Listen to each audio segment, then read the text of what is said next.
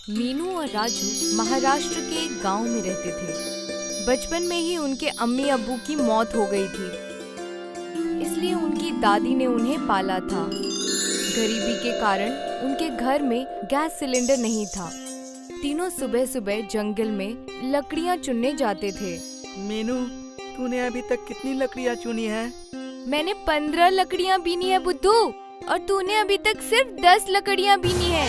दादी ये झूठ बोल रही है। इसने सिर्फ 10 लकड़ियाँ ही चुनी थी और फिर मेरी 5 लकड़ियाँ चुरा ली। तुम दोनों लड़ना बंद करो। तुम आपस में मुकाबला क्यों करते हो? अपना अपना काम करो और उसी में खुश रहो।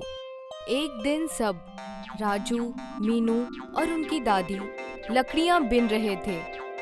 उन्हें किसी के कराहने की आवाज सुनाई दी। ये आवाज तो तालाब की तरफ से आ रही है। चलो चल कर देखते हैं। कहीं कोई खतरनाक जानवर हुआ तो? बेटा, जरूरतमंदों की मदद करनी चाहिए। हमें कम से कम एक बार तो देखकर आना ही चाहिए कि कौन कराह रहा है। तीनों तालाब के किनारे पहुँचे।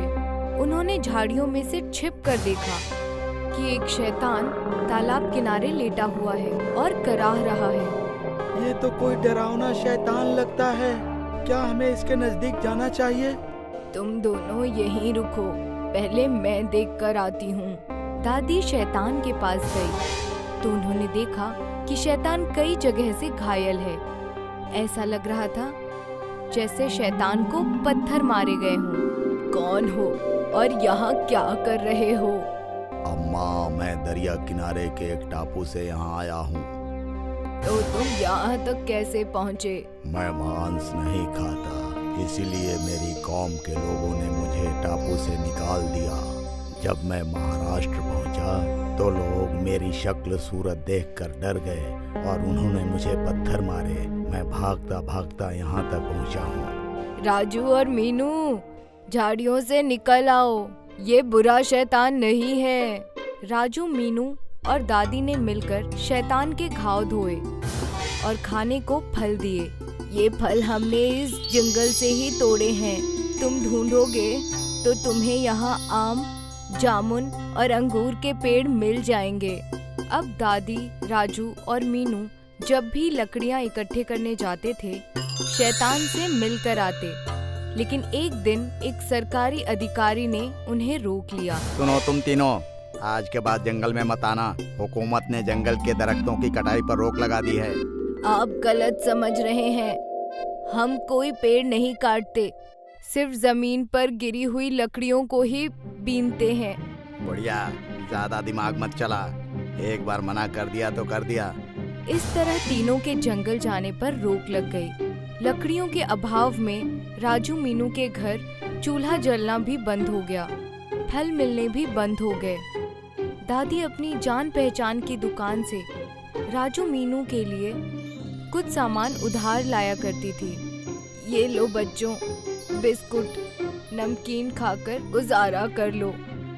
अब पता नहीं हमारे घर खाना कब बनेगा। कुछ दिनों बाद दादी जब दुकान पर पहुंची तो दुकानदार ने उधार देने से मना कर दिया। तुमने अभी पिछला बकाया ही नहीं चुकाया है और अब फिर से सामान लेने आ गई हो। इस तरह तुम्हारी जिंदगी कैसे चलेगी? एक काम करो, बच्चों को लेकर मुंबई चली जाओ और वहाँ कुछ काम धंधा करो। दादी ने घर आकर सारी बात राजू और मीनू को बताई। बच्चों, क्या तुम मुंबई चलोगे? हाँ दादी, मुंबई चलते हैं। मैं मुंबई देखने के लिए बहुत एक्साइटेड हूँ। मगर दादी, धंधा शुरू करने के लिए पैसे कहाँ से आएंगे? तुम्हारे दादा की अंतिम निशानी ये मंगलसूत्र मेरे पास रह गया है। इसे गिरवी रखकर कुछ पैसे तो मिल ही जाएंगे। राजू, मीनू और दादी मुंबई चले गए, लेकिन उन्हें समझ नहीं आ रहा था कि किस चीज की रेहड़ी लगाएं। दादी, मुंबई का वड़ा पाव मशहूर है। वड़ा पाव की दुकान लगाते हैं। नहीं, वड़ा पाव तो हर जगह बिक रहा है। पूरी आलू की रेहड़ी लगाते हैं। नहीं, समोसा और ब्रेड पकौड़ा। नहीं, चाउमीन और डोसा।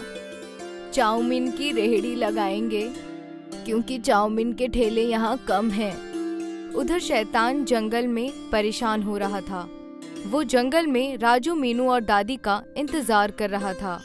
समझ नहीं आ रहा कि ये राजू, मीनू और दादी अब मुझसे मिलने क्यों नहीं आ रहे हैं। कहीं वो मुझसे डर तो नहीं गए, या फिर कहीं वे मुझसे नाराज तो नहीं है।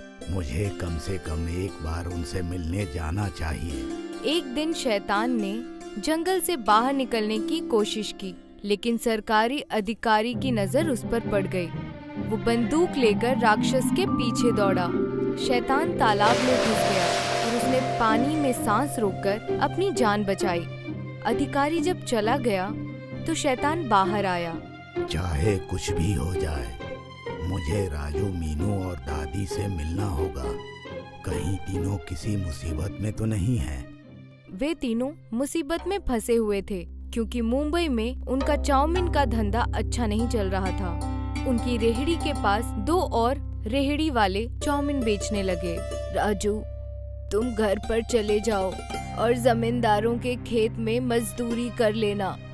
यहाँ मुंबई में हम तीनों का खर्चा नहीं चल पा रहा है। रही बात हम दोनों की, तो मीनू और मैं यहाँ काम संभाल लेंगे। राजू गांव वापस आ गया। राक्षस चाचा से मिले कई दिन हो चुके हैं। मुझे उनसे मिलकर अपनी परेशानी उन्हें बता देनी चाहिए। एक रात राजू झाड़ियों में छिपकर बैठ गया। सरकारी अधिकारी के सोने का इंतजार करने लगा। जैसे ही अधिकारी को नींद आई, राजू दबे पांव जंगल में घुस गया। शैतान एक पेड़ के ऊपर छुप कर रहता था। जैसे ही शैतान ने राजू को देखा, वो पेड़ से कूद पड़ा। तुमने तो मुझे डरा ही दिया था चाचा। और सुनाओ, तुम्हारे क्या हाल चाल हैं? यहाँ जिंदगी बहुत खराब है। सरकारी अफसर रोजाना गश्त पर आता है और मुझे उससे छिपकर रहना पड़ता है। तुम लोग कहाँ चले गए थे? कितने दिनों बाद तुमसे मिलना हुआ? हम लोग मुंबई चले गए थे। दादी और मीनू अभी भी वहीं पर हैं। वहाँ हम लोगों का कारोबार अच्छा नहीं चल रहा है, इसीलिए मैं लौट आया। तुमने कौन सा कारोबार शुरू किया? चाउमीन की दुकान लगाई है। चाउमीन तो मुझे भी बहुत पसंद है और मुझे ब्रेड पकौड़ा भी पसंद है। मेरी माँ मुझे चाउमीन ब्रेड पकौड़ा बनाकर खिलाती थी। चाउमीन पकौड़ा? हाँ, चाउमीन बनाने के बाद उसे बेसन में मिलाकर तल लो तो पकौड़ा चाउमीन बनकर तैयार हो जाती है। क्यों न दादी पकौड़ा चाउमीन बेचे? सही पकड़ा। आम चाउमीन तो बहुत सारे लोग बेच रहे होंगे, लेकिन तुमने अगर पकौड़ा चाउमीन बेचना शुरू किया तो तुम्हारी खरीदारी बहुत होगी। राक्षस चाचा, इस बार मैं अकेले मुंबई नहीं जाऊंगा। तुम भी मेरे साथ चलो। नहीं, मुझे पब्लिक में जाते हुए डर लगता है। डरो मत, मैं लोगों को भरोसा दिलाऊंगा कि तुम अच्छे शैतान हो। राजू ने अगले दिन सरकारी अधिकारी से बात की। चाचा, जंगल में एक शैतान रहता है। बराए मेहरबानी उसे मेरे साथ जाने दीजिए। शैतान हम सभी के लिए खतरा है, इसलिए मैं उसे जान से मार डालूंगा। आप मेरी बात का यकीन कीजिए। वो शैतान मांस नहीं खाता, इसलिए उसके टापू के लोगों ने उसे बाहर निकाल दिया। जब वो इंसानों के बीच पहुंचा तो हम इंसान उससे डर गए और उसे पत्थर मारने लगे। लगता है उस शैतान के साथ बहुत ज्यादती हुई है। ठीक है, तुम शैतान को ले जा सकते हो। इस तरह राजू ने शैतान को जंगल से बाहर निकाला। सारे गांव वाले राजू को शैतान के साथ देखकर दंग रह गए। राजू शैतान को मुंबई ले आया और उसने शैतान को रेहड़ी पर खड़ा कर दिया। रेहड़ी पर बहुत से लोग आने लगे। वे शैतान के दर्शन करते और पकौड़ा चाउमीन खाते। इस तरह राजू, मीनू और दादी के पास से पैसों की कमी दूर हो गई और वे खुशहाल जीवन बिताने लगे। अगर उन तीनों ने शैतान की मदद नहीं की होती तो आज वे शैतान के दम पर पैसे नहीं कमा पाते। तभी तो कहते हैं, अच्छे कर्मों का अच्छा फल यकीनन मिलता है। मुकुंद के ताड़गोले के बाग थे। वो ताड़गोले के दरख्त पर चढ़कर ताड़गोले तोड़ता था और फिर इन ताड़गोलों को साहूकार को फरोख्त कर उससे पैसे कमाता था। अरे भाई, अब तुम ताड़गोले ज्यादा दिया करो, बाजार में ताड़गोले की मांग में इजाफा हुआ है। जी जनाब, कल से ज्यादा ताड़गोले देने की कोशिश करूंगा। ठीक है। मुकुंद और मयूरी की एक दुख्तर थी मीना। मीना कहाँ है? अभी यही थी, शायद अपनी सहेलियों के साथ खेलने गई होगी। लेकिन आपको उससे क्या काम आ गया? अरे उसे ताड़गोले खाने थे, तो देखो उसके लिए कुछ ताजे ताड़गोले तोड़ कर लाया हूँ। तभी मीना, अरे वाह, ताड़गोले, ये सब के सब मैं ही खाऊंगी। हाँ, तेरे लिए ही लाया हूँ, आराम से खा। बरसात हो या गर्मी, मुकुंद हर मौसम में ताड़गोलों की दरख्त पर चढ़ता था। एक रोज की बात है, मुसलसल 2 रोज से बारिश रुक ही नहीं रही थी। ऊपर वाले के करम से ये बारिश जल्दी रुक जाए। आज दरख्त पर होशियारी से चढ़ना, दरख्त की शाख भी गीली होगी। हाँ, होशियारी से ही चढ़ूंगा, मैं कोई नौसुखिया थोड़ी हूँ। इल्म है आप उस्ताद हैं, लेकिन फिर भी ख्याल रखिएगा। हाँ बेगम साहिबा, आप फिक्र मत कीजिए, मैं यूं गया और यूं आया। ठीक है। मुकुंद ताड़गोले की दरख्त पर चढ़ गया और एक एक करके होशियारी से ताड़गोले तोड़ने लगा। कुछ देर गुजर गया और फिर एकाएक मीना वहाँ पहुँची। अब्बा! मीना की आवाज सुनकर मुकुंद का तवज्जो ही नहीं रहा और वो फिसलकर सीधा दरख्त के नीचे गिर गया। अब्बा! मीना ने फौरन कुछ गांव वालों को आवाज लगाई। सब दौड़े चले आए। चाचा, अब्बा गिर गए। गांव वाले दौड़ते हुए वहां पहुंचे। मुकुंद का ऑपरेशन किया गया, लेकिन अब वो अपने पैरों पर खड़ा भी नहीं हो सकता था। अब क्या होगा? अब हमारा घर कैसे चलेगा? आप फिक्र मत कीजिए जी, कुछ न कुछ जरूर हो जाएगा। ऊपर वाले ने हमें तकलीफ दी है, तो वो ही हमें रास्ता भी दिखाएगा। लेकिन कैसे? मैं अपाहिज बन गया हूँ। इससे बेहतर कि ऊपर वाला मुझे मार ही देता। ऐसा ना कहिए, आप ही हमारी जिंदगी है। मयूरी और मुकुंद परेशान थे कि अब उनकी आगे की जिंदगी कैसे बसर होगी। कुछ रोज बाद मुकुंद को घर लाया गया। मयूरी और मुकुंद के बचत किए हुए सारे पैसे उसके इलाज में खत्म हो गए। मैं कहीं काम तलाशती हूँ। तुम बाहर और घर का काम तन्हा कैसे संभालोगी? मैं कुछ न कुछ कर लूंगी। कोई तो ऐसा काम होगा जो मैं इस हाल में भी कर सकता हूँ। नहीं नहीं, आप आराम फरमाइए। नहीं मयूरी, मैं ऐसे तुम पर बोझ नहीं बन सकता। फिर ऐसी हालत में आप क्या कर सकते हैं? कुछ तो जरूर होगा ही। अगले रोज से मयूरी ने काम तलाशना शुरू किया। वो कई दुकानों और कंपनियों में गई, लेकिन उसे कहीं मुलाजमत हासिल नहीं हुई। मुझे कोई काम तो नहीं हासिल हो रहा, सोच रही हूँ कोई कारोबार ही कर लूं। कैसा कारोबार? क्या मैं तुम्हारी कोई मदद कर सकता हूँ? आज बाजार में पकौड़ी की दुकान देखी थी, काफी हुजूम जमा था। मैं भी तो अच्छे पकौड़े बनाती हूँ, तो क्यों ना मैं भी पकौड़े फरोख्त करूँ। कर तो सकती हो, लेकिन सभी लोगों को पकोड़े उसी दुकान के पसंद हैं, तो तुम्हें कुछ नए तरीके से पकोड़े बनाना चाहिए। कैसे तरीके? जैसे चाइनीज पकोड़े हैं जो बच्चों को बेहद पसंद आते हैं, वैसा ही कुछ नया। वैसा कुछ? मीना तू बता, तुझे और क्या खाना पसंद है? मुझे तो मैगी पसंद है। मैगी पकौड़ा कैसा रहेगा? मैगी के पकोड़े भी बनते हैं क्या? हाँ, वो भी बहुत कुरकुरे। जा मीना, दौड़कर एक पैकेट मैगी लेकर आ। मीना मैगी खरीदने चली गई और कुछ देर बाद 2 मैगी के पैकेट ले आई। मीना ने मैगी को उबाला और फिर उन्हें सुखाकर उसमें कुछ मसाले मिलाकर कढ़ाई में मैगी पकौड़े तलने लगी। मीना एकटक अपनी वालिदा के हाथों को देख रही थी। जैसे ही मैगी के पकौड़े तलकर बाहर आए, मीना ने झट से एक पकौड़ा उठाया और अपने मुंह में डाल दिया। अरे अरे, गरम है। बहुत जायकेदार है अम्मी, वाह। मीना ने एक मैगी का पकौड़ा अपने वालिद को भी दिया। ये तो वाकई जायकेदार है। हाँ, मैंने कहा था ना कि बहुत जायकेदार बनते हैं। क्या ये मैगी के पकौड़े बाजार में फरोख्त होंगे? हाँ हाँ यकीनन, ये तो आग लगा देंगे। मयूरी ये सुनकर खुश थी। कुछ रोज बाद मयूरी और मुकुंद ने मिलकर बाजार में मैगी के पकौड़े का स्टॉल लगा दिया। ये क्या है आंटी? मैगी पकौड़ा। मैगी के पकौड़े? हाँ। एक प्लेट दीजिए मुझे। हाँ हाँ, लो बेटा। मयूरी ने उस लड़की को मैगी के पकौड़े दिए। वाह, कितना जायकेदार है। आज तक ऐसे पकौड़े कहीं नहीं खाए। उस लड़की को देखकर कई और लोगों ने मयूरी के मैगी पकौड़े चखे। चाची, ये तो मस्त है। मुकुंद मैगी पकौड़े तलने में मयूरी की मदद कर रहा था। वो अपाहिज था। पहले ही रोज मयूरी और मुकुंद की अच्छी खासी कमाई हो गई थी।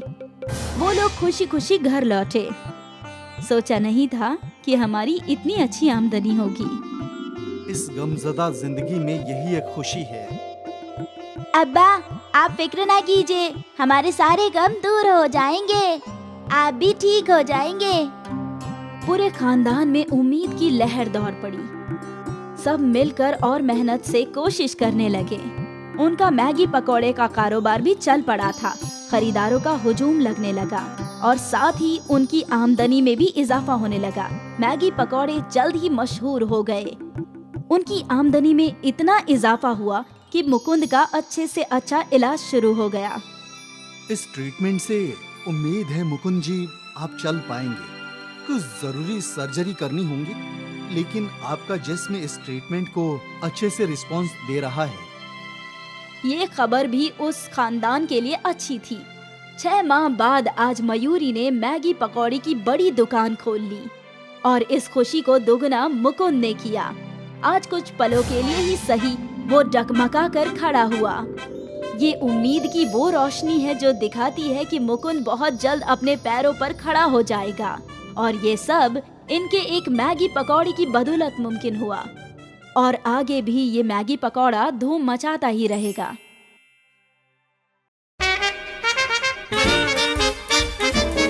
कुकू टीवी। मधुमती के 2 बेटे थे, अजय और विजय। अजय की शादी प्रज्ञा से हुई थी और विजय की शादी संध्या से। प्रज्ञा घर की बड़ी बहू होने के सारे फर्ज अदा करती थी, लेकिन फिर भी हमेशा प्रज्ञा की बेइज्जती हुआ करती थी क्योंकि वो तालीम याफ्ता नहीं थी। मधुमती, तेरी बड़ी बहू तो बड़ा ही जायकेदार खाना बनाती है। बस खाना ही बनाती है, बाकी कुछ उसकी कुव्वत में नहीं। क्या मतलब? अब क्या बताऊं, मेरी बड़ी बहू अनपढ़। कहीं कुछ पढ़ने को दो तो इसकी नानी मर जाए। ये तो ऐसी ही है, तो उसको दफा करो। मेरी छोटी बहू से मिलो, संध्या। ये ग्रेजुएट भी है और मुलाजमत भी करती है। अच्छा है। मालती को बुरा लग रहा था कि मधुमती खुलेआम प्रज्ञा की बुराई कर रही है।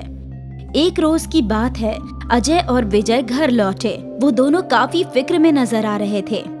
क्या हुआ? तुम दोनों की शक्ल पे 12 क्यों बजे हुए हैं? नगर पालिका से नोटिस आई है कि हमारा घर गैर कानूनी है और जल्दी ही वो हमारा घर तोड़ने वाले हैं। हम तो सालों से यहाँ रह रहे हैं, तो ये घर गैर कानूनी कैसे होगा? मालूम नहीं अम्मा, कुछ समझ नहीं आ रहा। और बस तब से अजय और विजय के अदालत के चक्कर शुरू हो गए। कुछ माह गुजर गए। आखिर अदालत ने फैसला कर ही दिया। आप लोगों का घर गैर कानूनी है और नगर पालिका जल्दी उसे तोड़ देगी। ये सुनते ही मधुमती के कदमों तले जमीन खिसक गई। सारे घर वाले परेशान हो गए और अगले ही रोज विजय अजय के पास आया। भाईजान, मुझे कंपनी की जानिब से एक फ्लैट मुहैया हुआ है। ये तो बहुत अच्छी बात है, लेकिन फ्लैट थोड़ा छोटा है। उसमें हम सब एक साथ नहीं रह सकते, इसलिए हम सोच रहे थे कि मैं और संध्या शिफ्ट हो जाते हैं। अजय समझ गया था कि विजय अब अलग होना चाहता है। वो बगैर कुछ कहे ही हामी भर देता है और अगले ही रोज विजय और संध्या घर से चले गए। अजय ने एक घर किराए पर ले लिया और दूसरी जानिब उसे मुलाजमत से बर्खास्त कर दिया गया। अजय बहुत ही उलझन में था। आप क्यों रो रहे हैं? ये मुसीबत तो खत्म होने का नाम तक नहीं ले रही। एक के बाद एक बढ़ती ही जा रही है। मुझे मुलाजमत से बर्खास्त कर दिया गया। ये सुनकर प्रज्ञा भी हैरान हो गई, लेकिन उसने अजय को दिलासा दिया। कोई बात नहीं, आप फिक्र मत कीजिए, आपको कबले से भी बेहतर मुलाजमत हासिल होगी। लेकिन किराया भी तो देना पड़ेगा ना, इतने सारे खर्चे तब तक कैसे चलाऊंगा? हम दोनों मिलकर कुछ कर लेंगे। हम दोनों क्या ही कर सकते हैं? मैं खाना बना सकती हूँ, आप फरोख्त कर सकते हैं। कोई काम बड़ा या छोटा नहीं होता। अगर हम दोनों मिलकर कोशिश करें तो इन सारी मुसीबतों का हल निकाल सकते हैं। तुम वजह फरमा रही हो। प्रज्ञा ने सारी बात अपनी सास मधुमती को बताई। तुम वजह फरमा रही हो बहू, मुश्किल के वक्त हम सबको मिलकर मुकाबला करना चाहिए। लेकिन हम क्या खाने की चीज फरोख्त कर सकते हैं? बाजार में तो सब कुछ कबले ही फरोख्त होता है। हम कुछ न कुछ अलग तो तलाश ही लेंगे। चलिए बाजार देख कर आते हैं। प्रज्ञा अजय को अपने साथ बाजार ले गई और वो लोग हर खाने की रेडी देखने लगे। चाट, भेलपुरी, फ्रैंकी, मैगी, पराठे, सब कुछ तो कबले ही फरोख्त हो रहा है। क्यों ना हम इन दोनों चीजों को मिला दें? क्या मतलब? मतलब आपने मैगी फ्रैंकी तो खाई है ना, उसमें फ्रैंकी मैगी एक साथ है, वैसा ही कुछ। तो अब क्या हम मैगी पराठे फरोख्त करें? वैसे तरकीब बुरी नहीं है, सस्ते में बन भी जाएगा और फरोख्त भी बहुत होगा। वाकई? प्रज्ञा ने दुकान से कुछ मैगी के पैकेट्स खरीद लिए। प्रज्ञा ने मैगी बनाई और फिर उस मैगी को पराठे के आटे में भर के उसके पराठे बनाए। सासू माँ, चक्कर बताइए कैसा बना है? मधुमती ने एक पराठा खाया। वाह बहू, ये तो बहुत बढ़िया है, बहुत खूब। प्रज्ञा ने एक पराठा अजय को भी दिया। अजय तो बड़े मजे से पराठा खा रहा था। क्या हुआ, आपने बताया नहीं कि कैसा बना है? बहुत खूब, एक और मिलेगा? प्रज्ञा ने अपने शौहर और सास को और मैगी के पराठे खिलाए और खुद भी खाया। सबको उसके मैगी के पराठे की तरकीब अच्छी लगी। अगले ही रोज प्रज्ञा ने बाजार में मैगी पराठे का स्टॉल खोल दिया। बाजी, ये मैगी पराठा क्या है? मैगी और पराठा की अजमेइश, खाकर तो देखो, बहुत मजेदार होता है। ठीक है, एक मैगी पराठा दे दीजिए। प्रज्ञा ने उस लड़के के लिए एक मैगी पराठा बनाया। उस लड़के ने वो चखा और उसके चेहरे पे मुस्कान आ गई। ये तो लाजवाब है, ऐसा पराठा मैंने कभी नहीं खाया, हरगिज नहीं। उस लड़के की बात सुनकर कई और खरीदार प्रज्ञा के ठेले पर मैगी पराठा खाने आए। प्रज्ञा मैगी पराठे बनाए जा रही थी और अजय खरीदारों को देकर पैसे ले रहा था। सुबह से शाम तक दोनों थक गए और फिर अपने घर लौटे। क्या हुआ? क्या नहीं हुआ ये पूछो अम्मा। सुबह से खरीदार आते ही जा रहे थे, आते ही जा रहे थे। हम दोनों तो थक गए, लेकिन खरीदार रुकने का नाम ही नहीं ले रहे थे। आज इतने रोज बाद अजय और मधुमती की शक्ल पे खुशी आई थी। अब उन्हें एक उम्मीद नजर आ रही थी। अगले रोज प्रज्ञा के स्टॉल खोलने से कबल ही खरीदार खड़े थे। प्रज्ञा धड़ाधड़ मैगी पराठे बनाए जा रही थी और खरीदारों को देती जा रही थी। अगले कई रोज तक ये सिलसिला ऐसे ही चलता रहा। प्रज्ञा और अजय अपनी आमदनी देखकर हैरान थे। हमारी एक रोज की कमाई मेरे आधे माह के पगार जितनी है प्रज्ञा। सोचा नहीं था कभी इतना कमा पाऊंगा। अब तीनों खुश थे। जल्दी ही प्रज्ञा ने काम पर कुछ और लोग रख लिए। खरीदारों में इजाफा होता ही जा रहा था और साथ ही उनके मुनाफे में भी। बस 6 महीने में प्रज्ञा और अजय ने नए घर का डाउन पेमेंट अदा किया और वो लोग अपने नए घर में आ गए। मैंने हमेशा तुम्हें कम समझा है, ये सोचकर कि तुम तालीम याफ्ता नहीं हो, क्योंकि मुझे इल्म नहीं था कि तुम क्या हो। तुम्हारा हुनर और ख्वाहिश तालीम से कहीं ज्यादा बढ़कर है बेटा। तुम अजय की मदद करना चाहती थी और तुमने कर दिया। मुझे तुम पर बहुत फक्र है। प्रज्ञा की सास ने आज पहली मर्तबा उसे गले से लगाया। ये दिन प्रज्ञा के लिए यादगार था। एक किराए के घर से वो अपने खुद के घर में आ पहुँचे और ये सब प्रज्ञा के मैगी पराठे की बदौलत।